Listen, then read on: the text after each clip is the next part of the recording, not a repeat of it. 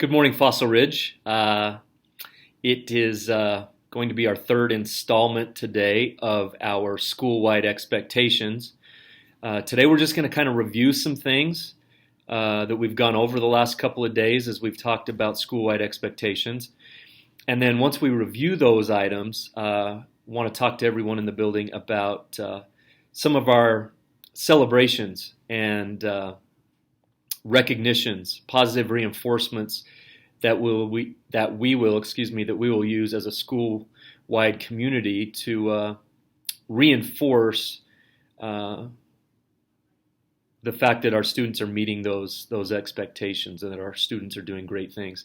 First of all, before we review some of those items, I just want to congratulate all of you on such a great first week at Fossil Ridge. We have had very few problems. Our students have been very respectful. Our students have followed and lived up to our expectations as we have shared them with you. And our students continue to be wide-eyed and happy and enthusiastic to be here. And as the principal and as a school, we just want to congratulate you on your behavior this first week and encourage you to continue to display that same behavior throughout the remainder of the year. And if that happens, we're going to have a fantastic school year in 2017-2018. So with that being said, I just want to quickly review some of the expectations that we've talked about and field some questions that have come my way from some of our students regarding a few of our expectations, and then move on to talking about some of our celebrations and recognitions that we have for our student population. First of all, a question that came in from Glenn Campbell. He wants to know, why can we not have cell phones out during the school day? Why can't we have cell phones during lunch? Why can't we have cell phones in between class? And even why can't we have cell phones out during class? First of all, I want to refer specifically to that last part. You can have a cell phone out during class if, and only if, your teacher is using that cell phone as part of classroom instruction on that particular day, using that as a piece of technology to enhance teaching and learning in the classroom that day. If a teacher has not given you permission to get your cell phone out during class time, then you must have it turned off, and it must remain in your backpack throughout the class period.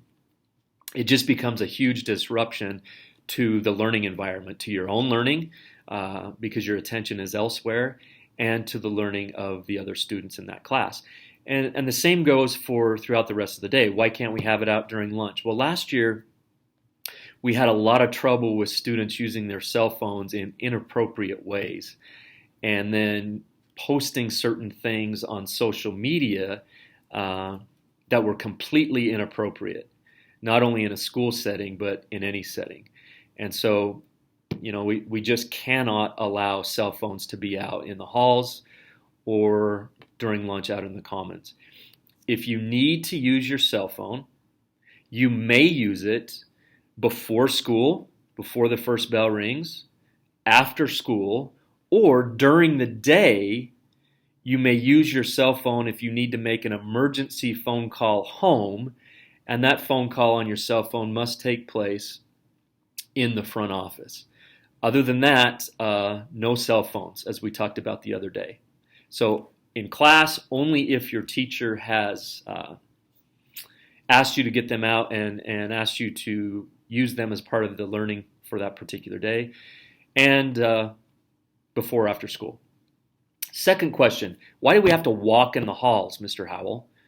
Well, to me, that's an easy one. We need to walk in the halls and up and down the steps so that we don't injure ourselves or injure other students or adults that are in the hallways or on the stairwells.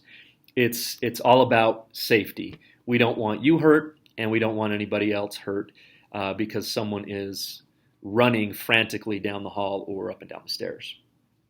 Another question. This one came from George Washington, and he asks, why does it matter if we're tardy, Mr. Howell? What does it hurt if we're a little bit late? Well, speaking on behalf of our teachers, it hurts a lot. It not only does it slow your learning for that particular day, but again, it disrupts the learning of the other 28 to 30 students in that particular classroom. It usually causes everyone to, hey, look at this student that came in late, and their attention goes elsewhere, and then the teacher is forced to redirect everybody, and class time is not only wasted but lost for everyone, not just the student that's tardy. So it is crucially important for your learning and your success in the classroom to be to class on time.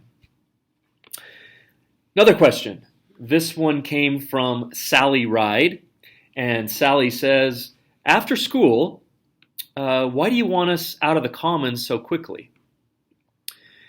Well, the bell rings at 2 o'clock, and the buses generally leave between 2:05 and 2:10, and if we've got a lot of people hanging out in the commons, then quite a few of you are going to either be late for the bus or completely miss the bus. The other thing it avoids is any kind of issue after school with kids kind of congregating in that one big spot. And generally when that begins to happen, we begin to have a few discipline problems that we need to take care of. So again, after school, we're asking everyone to leave the building as quickly as possible. Those of you that are going out to the buses, quickly out to the buses to catch your ride home.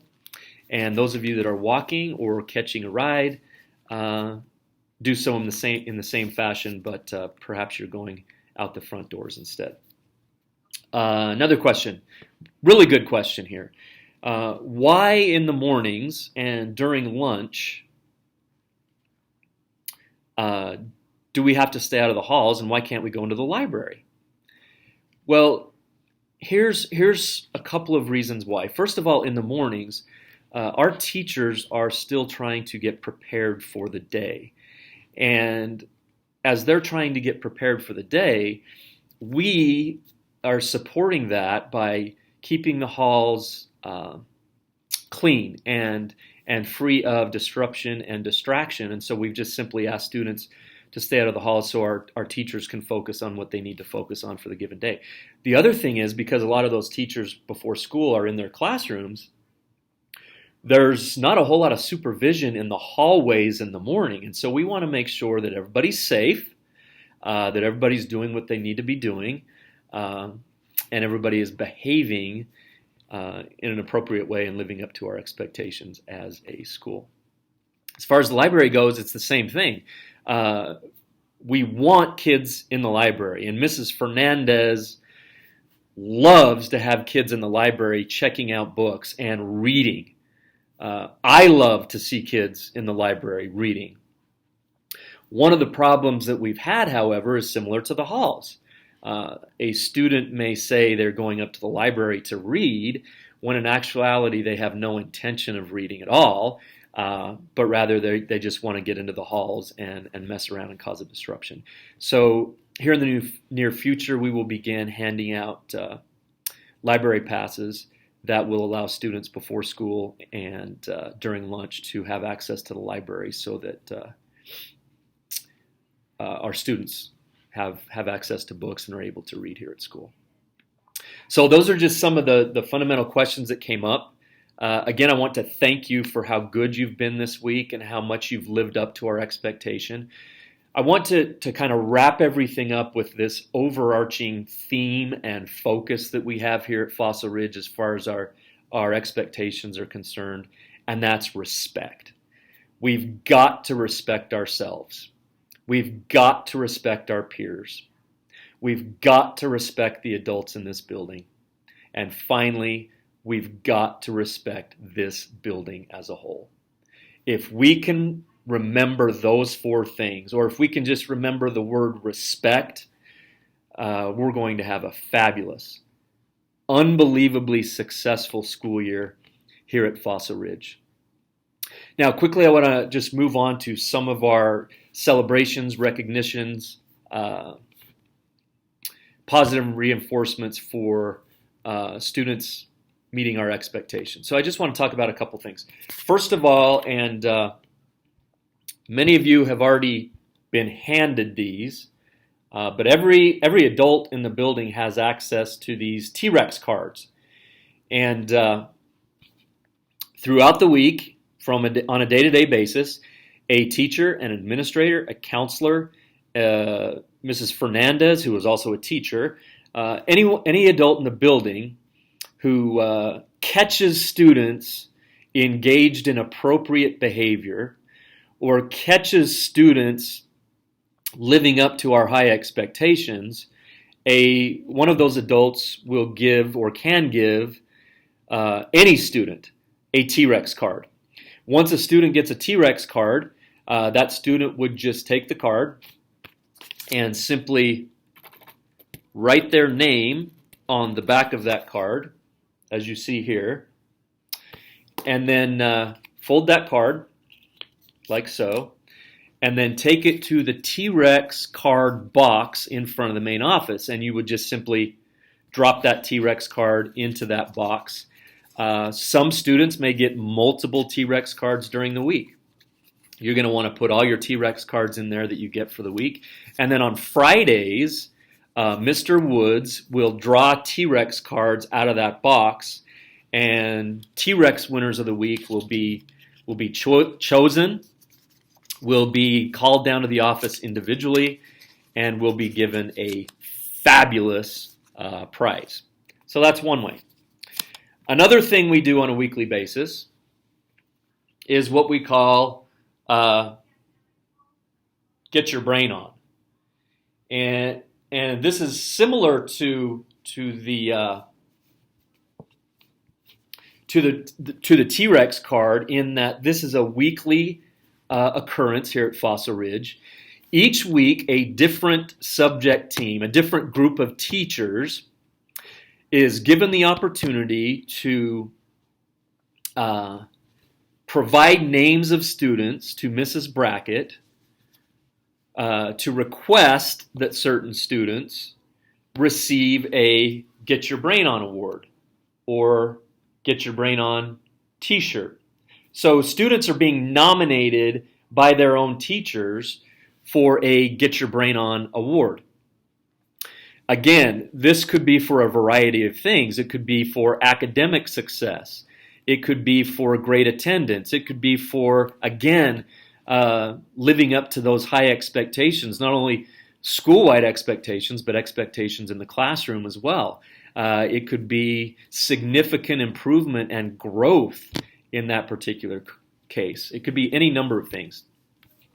Once these students' names are forwarded to Mrs. Brackett, then on Fridays, our Get Your Brain On students will be celebrated with a t-shirt, a certificate, a gift certificate to In-N-Out Burger for a meal at In-N-Out, and a note from the teacher who is recognizing them as to why that teacher chose to recognize that particular student. And then every week, we put on all the t-shirts and do a Get Your Brain On picture out in the main hall. So that's Get Your Brain On.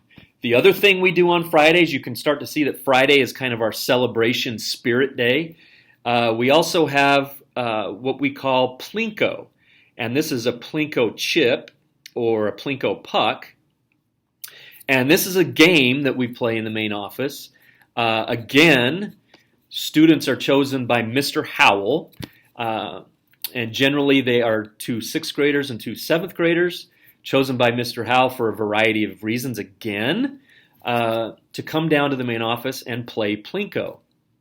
And as we play Plinko, students again can win various prizes. They could win a candy bar, they could win a free cardio day from PE, they could win T-Rex cards, they could win a front-of-the-line lunch pass, or they could win a gift card to places like McDonald's or Subway or iTunes, and so on and so forth.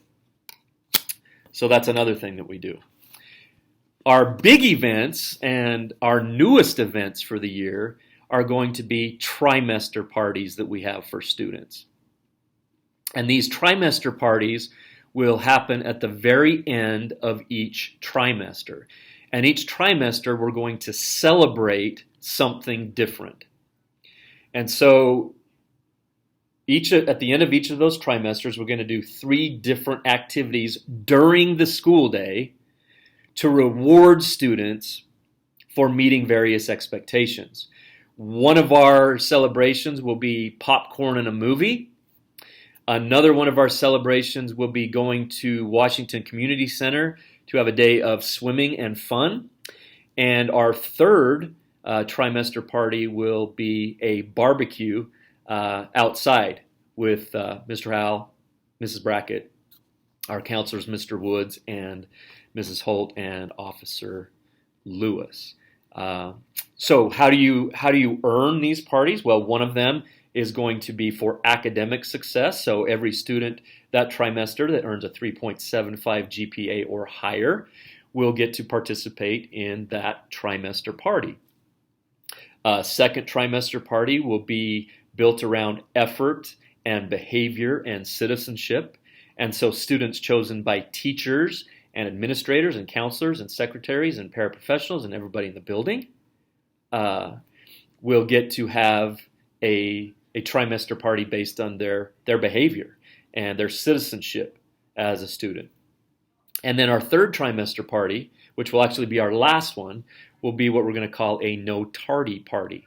Now, this won't have to be no tardies for the entire year, but students with 0 tardies, third trimester, will get to participate in our final trimester party of the year.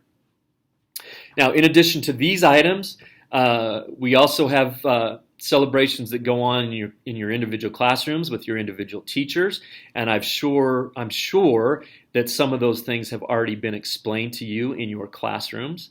Another thing that we like to do at Fossil Ridge is call home and talk to parents to share the good news with our parents about their student. And then we also have T-Rex postcards that, again, any adult in the building can send home to your parents to, again, share the good news with them about the things you're doing at Fossil Ridge. So do we have a high expectation of you academically? We do. We expect every student in this building to learn at high levels, and we are willing to do whatever it takes to ensure that that happens. Do we have high behavioral expectations in this school for our students? Absolutely, we do. Do we have high expectations for you in our classrooms? Absolutely, we do. And when our students consistently meet those academic and attendance and behavioral expectations, we as a school will make sure that we celebrate that we recognize that we give our students a pat on the back, and that we share that good news with our parents. Because here at Fossil Ridge, it's about every child, every day, no matter what it takes. Have a great day, Fossil Ridge. Remember, it's always a great day to be a T-Rex. And as always, be excellent.